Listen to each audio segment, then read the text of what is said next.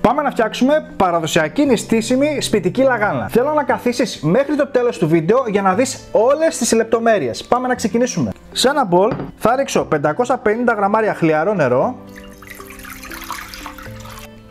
18 γραμμάρια ξηρή μαγιά, μία κουταλιά της σούπας κρυσταλλική ζάχαρη και ανακατεύω πάρα πολύ καλά. Εάν θέλετε να βάλετε νοπή μαγιά θα βάλετε 50 γραμμάρια. Αφού έχει διαλυθεί πάρα πολύ καλά η μαγιά μας, από τα συνολικά μας 900 γραμμάρια αλεύρι για όλες τις χρήσεις, θα ρίξω στην αρχή το μισό μου αλεύρι. Συνεχίζουμε το ανακάτεμα με το σύρμα.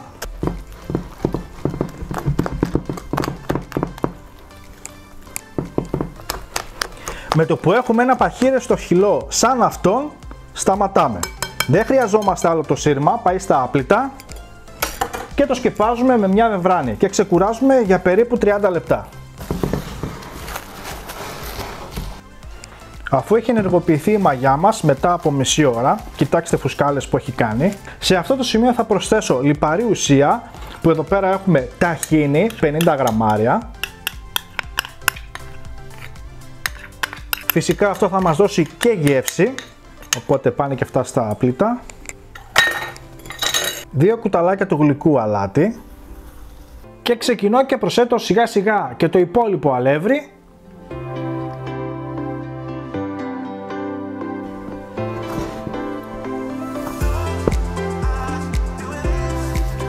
Με το που ξεκινήσει και σχηματίζεται το ζυμάρι, αφαιρούμε την ξύλινη σπάτουλα και συνεχίζουμε με τα χέρια.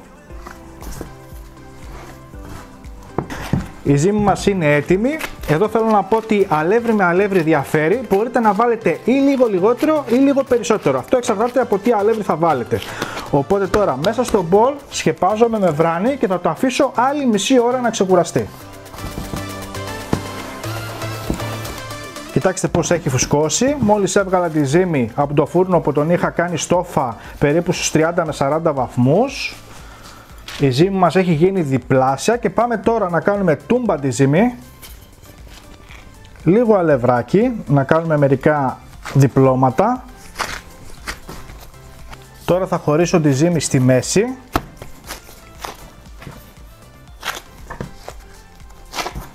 Αφού χωρίσαμε τη ζύμη στη μέση θα κάνουμε 2 μπάλες. Μία.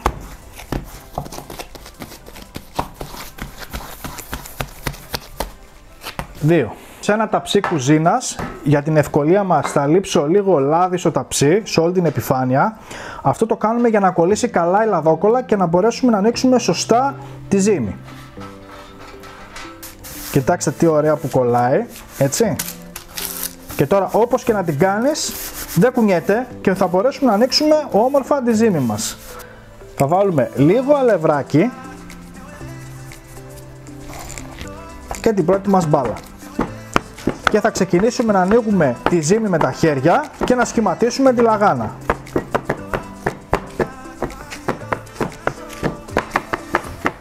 Εάν δεν σας ανοίγει η ζύμη και σας γυρνάει πίσω, αυτό που οφείλεται ότι έχει αναπτυχθεί σωστά η γλουτένη, με αποτέλεσμα να μας μαζεύει πίσω η ζύμη. Οπότε τι χρειάζεται? Χρειάζεται ξεκούραση. Εφόσον δυσκολευόμαστε, αφήνουμε αυτό το ταψάκι στην άκρη και συνεχίζουμε με την επόμενη ζύμη.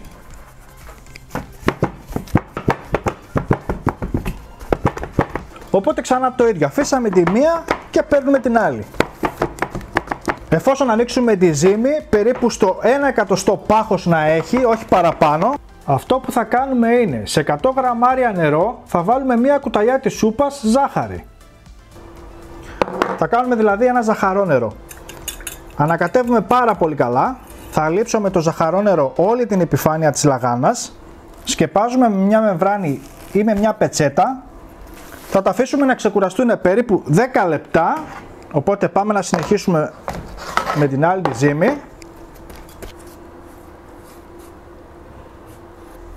Θα τα αφήσουμε 10 λεπτά να ξεκουραστούν. Πέρασαν 10 λεπτάκια και πάμε να βάλουμε το σουσάμι από πάνω σε κάθε λαγάνα, οπότε ξεσκεπάζω. Απλά πριν βάλουμε το σουσάμι θα πατήσουμε με τα δάχτυλα.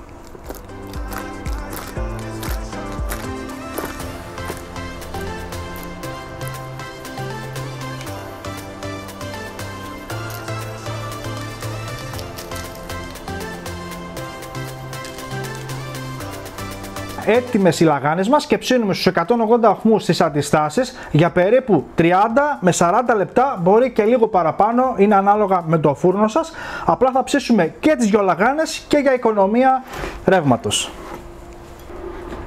Οπότε τη μία θα τη βάλουμε κάτω και την άλλη θα τη βάλουμε στη μέση. Έτοιμες οι λαγάνες μας. Επειδή τις βάλαμε και τις δύο μαζί, αυτή που ήταν κάτω μετά από 30 λεπτά την ανέβασα επάνω, εκεί που ήταν δηλαδή η επάνω, και την επάνω την κατέβασα κάτω.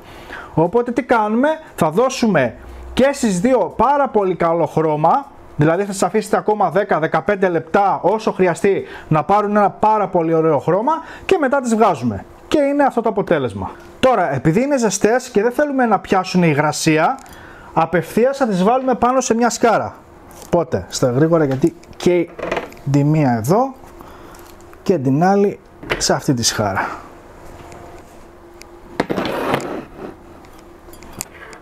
Πάμε να δούμε τι κάναμε.